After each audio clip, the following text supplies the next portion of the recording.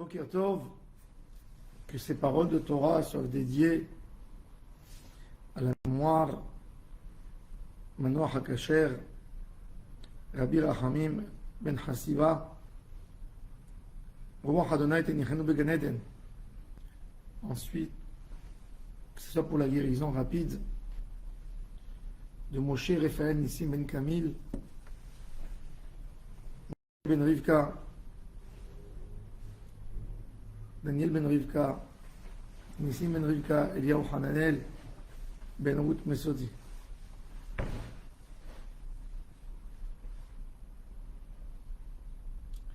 Yaakov Avinu alav shalom, avant de quitter le monde, il appelle ses enfants pour leur donner des berachot. Et en même temps, il leur fait des réflexions, des reproches, de la morale, et des points qu'il a vus, des points négatifs qui étaient chez eux, sur lesquels ils ont besoin de travailler pour réparer. Les enfants ont peur. Ils vont devant leur père, le tzaddik Ador, et il va dire des mots. Reuven, Bechori Ata.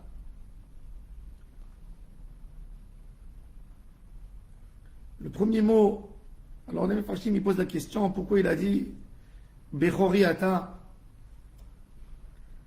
Alors c'est vrai que le Midrash il dit que la royauté elle appartenait à Reuven parce qu'il était Bechor.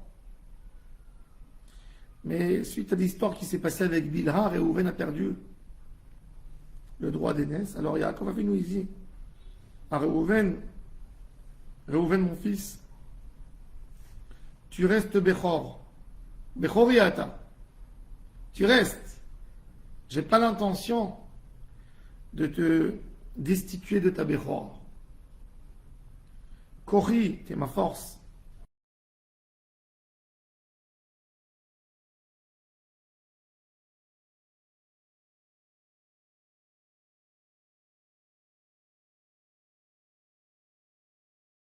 Il n'a jamais eu, jusqu'à l'âge de 84 ans, même pas une goutte qui est sortie, un écoulement en phrase de shalom, quoi que ce soit. Reuven, c'est la première volonté de Kedusha de Yaakov Avinu pour faire des enfants. L'Irvod Hashem. Ça veut dire c'est la base de la volonté la plus pure de Yaakov Avinu, le préféré des patriarches, pour faire Am Israël. La première pensée de Am Israël, c'est Reuven. Am Israël, c'est Reuven. Pensée du Zivouk de Yaakov Avinu.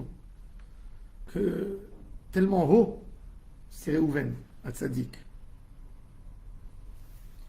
Reuven, c'est Réchit, c'est le début de tout.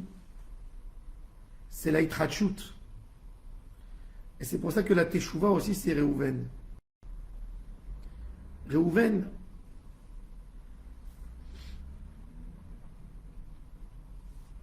c'est l'arrière-arrière-grand-père du prophète Osée, le prophète de la Teshuvah qui a dit Shuva Israël ad Adonai Elohecha. Reuven nous a appris comment il faut faire Teshuvah. Il est écrit que Yehuda, il a fait Teshuvah quand il a vu ce que Reuven a fait. Même la Teshuvah de Yehuda suite à la vente de Yosef s'est faite.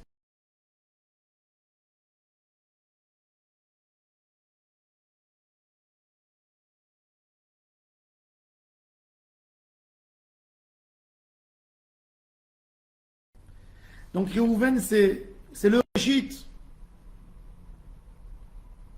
Yaakov Avinu dit à Reuven, j'apprécie, je sais ce que tu as fait. Et c'est pour ça que tu restes mon aîné, je ne te destitue pas. Mais je vais te dévoiler quelque chose qui est dans ton caractère. Il faut savoir que beaucoup de fois on fait des avérotes. Pas parce qu'on a un Yetzer Hara trop fort. Non. Le Yetzer Hara, c'est une chose. Le caractère de l'homme, c'est une autre chose. Le Yetzer Hara, c'est une idée qui vient vers l'homme, il lui dit faute. Ensuite, il y a comment je gère l'envie qui vient chez moi. Et là, il y a une place principale au caractère acquis de la personne.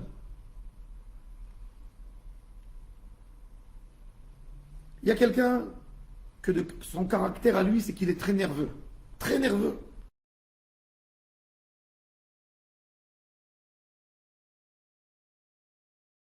Qu'il est très nerveux.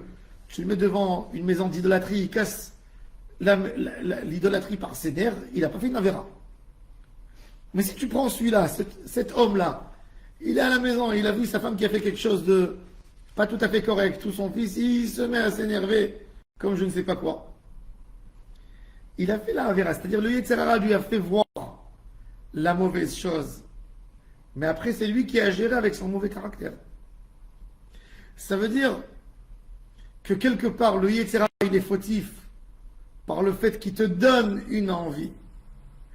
Mais il y a après ton caractère qui joue, qui n'est pas forcément lié au Yetzer Hara, c'est toi. C'est un travail. Et Réhouven, qu'est-ce qu'il avait comme caractère qui n'était pas bon aux yeux de Yaakov Avinu alav shalom? Alors il lui dit, mon fils Réhouven, Pachaz Kamaim al Totar. Il lui dit, tu es trop impétueux. Tu es impatient. Ton manque de patience, tu es impatient. Parce que tu es impétueux. Alors, tu as fait la vera de ce qui s'est passé avec Bilha. La vitesse d'agir et de ne pas pouvoir garder quelque chose chez nous et le laisser mijoter un peu et penser. C'est la raison pour laquelle il y a 90% des disputes et des histoires entre l'homme et sa femme, entre l'homme et ses associés, ses collègues, parce qu'on est incapable de laisser les choses, de garder dans le cœur et de penser et d'agir qu'après une pensée. On veut rapidement agir. Alors il dit, Pachaz kamaim al totar, il dit de l'eau. Quand tu as pris de l'eau et tu as pris un verre, tu as versé l'eau, elle ne peut plus revenir dans le verre. Attends. Il dit, tu n'avais pas un Yetzer Hara. Le Yetzer Hara, c'était une idée stupide, mauvaise d'un instant. Mais parce que dans ton caractère à toi, tu as mal géré et tu es impétueux, c'est ça ce qui t'a fait amener à la Avera de ce que tu as fait. Tu voulais agir sur l'honneur de ta maman. Et tu étais impatient de calculer, de voir ce que j'allais faire. Et tu as fait du mal et tu as raté ton haut niveau que tu avais. Tu étais celui qui était censé mobiliser le peuple d'Israël tout le temps. À donner un exemple, tu es l'homme qui est le plus proche de ton père par rapport à l'âge. Tu es le plus proche de moi par rapport à ton caractère. Tu étais ma première idée pour en faire un âme Israël. Tu es impétueux. Cette notion de ne pas attendre, elle fait tellement de mal. La Gemara, elle dit que des fois des gens perdent même une promesse d'Hachem. Vous savez que l'idée de David Amelech et d'Akadosh Baruch Hu, c'était de nommer Avshalom comme roi d'Israël. C'était Avshalom qui devait être le roi. C'était l'enfant le plus intelligent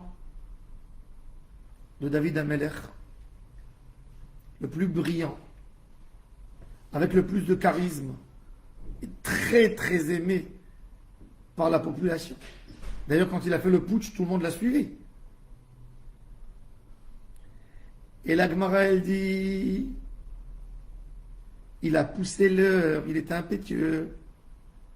Il ne voulait pas attendre. Il avait un caractère chaud.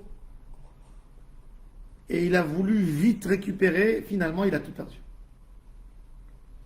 Il y a des choses qui doivent arriver chez l'homme. Ils doivent arriver. Attends.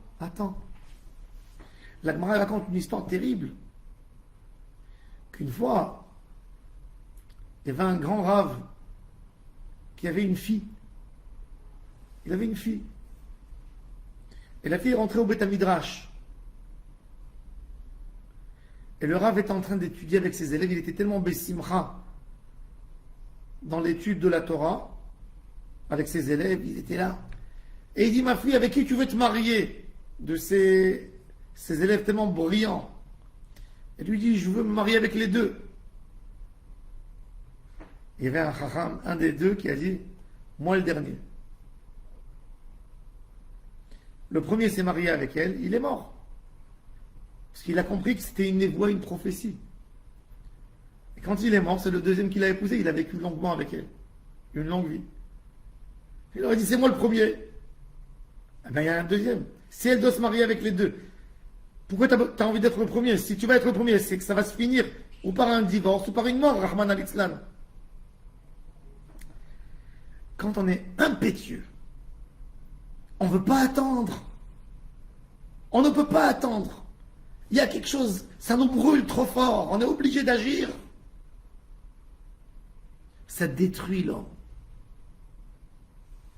Yaakov Avinu, il montre à son fils, Réhouven, tu aurais pu agir avec patience. Tu aurais vu ce que je voulais faire. Le fait que je rentre un soir du travail, après la mort de Rachel, et je vais dans la tente de sa servante, de Bila, qui est quand même une femme de Yaakov Avinu. Est-ce que c'est une raison de casser tout? Qu'est-ce qu'il a fait Réhouven? Quand il a vu que Yaakov est rentré dans la maison de Bila, il est venu, il a cassé tout chez Bila. À tel point que la Torah le considère comme si Chaz Shalom, il avait touché Bila. Il n'a rien fait. La Gemara dit Kola Omer, Binyamin Chata eno el Torah, Réhouven Chata eno el Torah. C'est une erreur de dire que Chaz Shalom, Réhouven a dit qu'il a fauté. Mais c'est parce qu'il était impétueux. Il ne pouvait pas attendre. Dans tout dans la vie, il y a quelqu'un qui nous a dit un mot. Il y a quelqu'un qui nous a fait quelque chose, même quelque chose de dur. Il faut attendre, digérer, penser. Quelles étaient ses intentions? Attendre. Même Bilam qui était un rachat d'amour. Mon Rav toujours avait l'habitude, il disait, si Bilam a dit, Linou po halayla, il a dit aux sages qui sont venus de Midian, ils détestaient un Israël. Et quand ils lui ont dit, viens maudire le peuple d'Israël, il a dit, Linou po halayla ve ashiva etrem davar.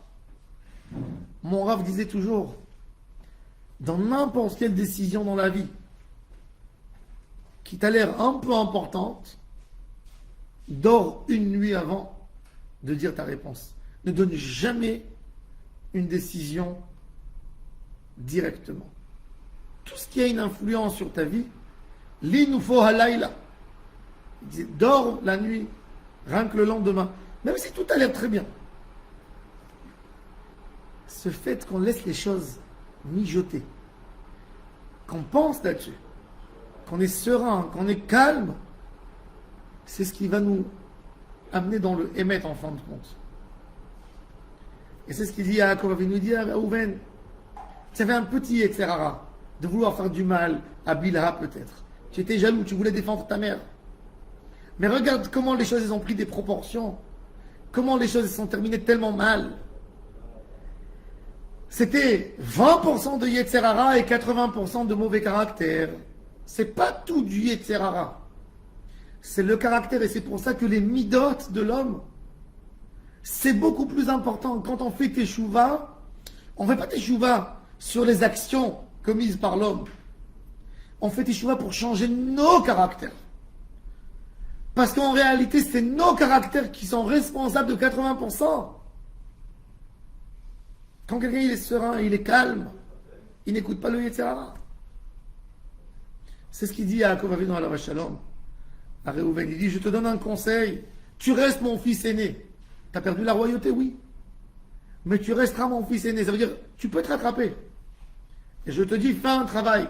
Et c'est pour ça qu'en réalité, Réhouven Hatzadik a reçu une bracha. C'est pas une klala. C'est une bracha extraordinaire.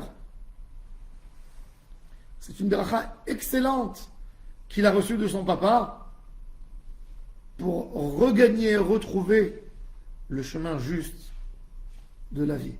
Baruch Adonai Le'olam. Amen, Amen. Shabbat Shalom, Morach à toutes et à tous.